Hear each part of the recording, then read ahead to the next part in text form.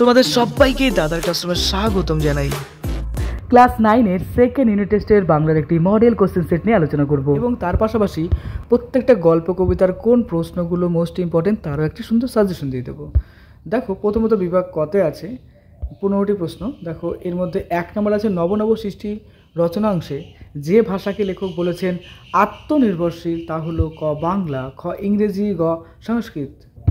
এখানে আত্মনির্ভরশীল ভাষা বলতে সংস্কৃত ভাষাকে বোঝানো হয়েছে, অর্থাৎ অপশন নম্বর গ হবে রাইট। এরপর দেখো 2 নম্বর আকাশের ড্যাশ তারা যখন ফুটে উঠেছে। দেখো এখানে কতে আছে 6টি, খতে আছে 7টি, গতে আছে 8টি। আকাশে কটা তারা ফুটে উঠেছিল? 7টি তারা ফুটে উঠেছিল। তার মানে অপশন নম্বর খ। স্বামী বিবেকানন্দ কল্যাণিয়া মিস নোবেলকে পাঠ্য চিঠিটি লিখেছেন দিল্লি থেকে, আলমোড়া থেকে, শিলং থেকে। এখানে সঠিক উত্তর হবে আলমোড়া থেকে কিন্তু তিনি চিঠি লিখেছিলেন।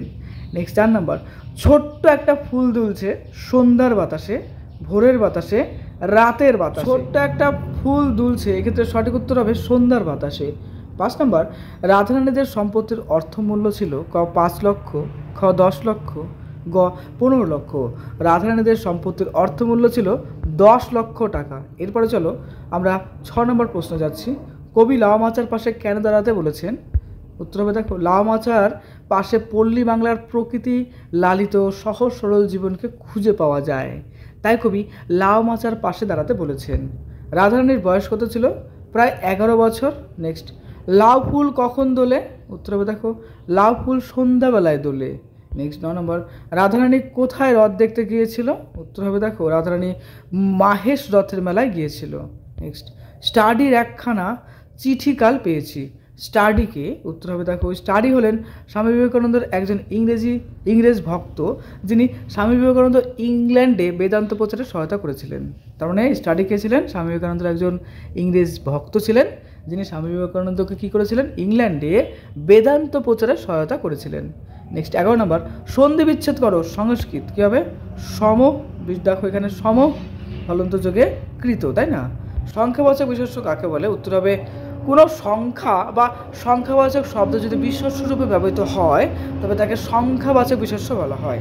তারপর দেখো সভয় পাঠনিক অয়ে সবে পদে যে বিশেষণ আছে সেটার নাম কী হবে? দেখো ক্রিয়া বিশেষণ আছে। তারপরে দেখো যারে তুমি নিচে ফেলো সে তোমারে বাঁধিবে যে নিচে। চিহ্নিত পদটি কী ধরনের সর্বনাম? উত্তর হবে দেখো সাপেক্ষ সর্বনাম হবে। নেক্সট প্রশ্ন আমার বুঝি খিদে পায় না চিহ্নিত পদটি কোন শ্রেণীর অব্যয়? এখানে বুঝি শব্দটা কী হবে? সংশয়সূচক অব্যয়। এবার আসছে বিভাগ ক্ষয়ের কিছু প্রশ্ন। দেখো যেগুলো 2টি প্রশ্নের উত্তর দাও। এই প্রশ্নগুলো ইম্পর্টেন্ট রয়েছে। ধর্ম বদলালে জাতির চরিত্র বদলায় না, তাৎপর্য বিশ্লেষণ করো। এরই মাঝে বাংলার প্রাণ, তাৎপর্য বিশ্লেষণ করো। কিন্তু বিঘ্ন আছে বহু, স্বামী বিবেকানন্দ কোন কোন বিঘ্নের কথা এখানে বলে আলোচনা করেছেন? তারপরে দেখো ঘ নম্বর তাহারা দরিদ্র কিন্তু লোভী নহে, তাৎপর্য বিশ্লেষণ করো। One of the most important প্রশ্ন ছিল এটা। তারপরে দেখো যেগুলো 2টি প্রশ্নের উত্তর দাও। কেশবতী কন্যা যে যেন এসেছে আকাশে, কেশবতী কন্যার বর্ণনা দাও। তারপর দেখো খ নম্বর একজন প্রকৃত সিংহীর প্রয়োজন, কে কাকে উদ্দেশ্য করে এই কথা বলেছেন? বক্তা তাকে প্রকৃতি সিংহী বলেছেন কেন? তারপরে গ নম্বর ফুরায় না তার কিছুই ফুরায় না, এখানে কি ফুরানোর কথা বলা হয়েছে, কেনই কিছুই ফুরায় না? নেক্সট অগত্যা রাধারানী কাঁদিতে কাঁদিতে ফিরল, রাধারানীর কান্নার কারণ কী ছিল? মোস্ট ইম্পর্টেন্ট প্রশ্ন ছিল দেখো। তারপরে 5 নম্বরের প্রশ্ন রাধারানীর গল্প অংশ রাধারানীর সম্পর্কে যা জানো নিজের ভাষায় লেখো বা রাধারানীর চরিত্র বিশ্লেষণ করো, রাধারানীর পরিচয় দাও। আকাশে 7টি তারা কবিতায় কবি জীবনানন্দের প্রকৃতি প্রীতির পরিচয় দাও, মোস্ট ইম্পর্টেন্টের মধ্যে ছিল।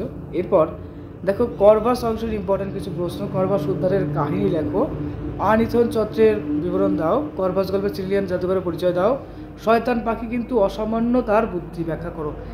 এই যে প্রশ্নগুলো দিলাম এগুলো কিন্তু মোস্ট ইম্পর্টেন্টের মধ্যে। এবার বিভাগ গতে দেখো ভাবার্থ আছে একটা 5 নম্বরের, আর এরপরে সারাংশ লেখো, এটা একটা প্রশ্ন রয়েছে। আচ্ছা এবার চলো তোমাদের মোস্ট ইম্পর্টেন্ট সাজেশন দেবো প্রত্যেকটা কবিতা গল্পের। এই দেখো এই লাল কালারের প্রশ্নগুলো মোস্ট ইম্পর্টেন্ট। আমি যদি এই সংক্রান্ত একটা ভিডিও দিয়েছি, তাও যারা দেখোনি তারা অবশ্যই দেখো, মন দিয়ে প্রিপারেশন করো। এগুলো প্রত্যেকটা কবিতা গল্পের মোস্ট ইম্পর্টেন্ট প্রশ্ন।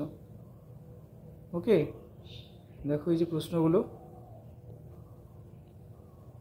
চিঠির মোস্ট ইম্পর্টেন্ট প্রশ্ন, এগুলো যেগুলো লাল কালার সেগুলো মোস্ট ইম্পর্টেন্ট। আবহমানের দেখো মোস্ট ইম্পর্টেন্ট প্রশ্ন।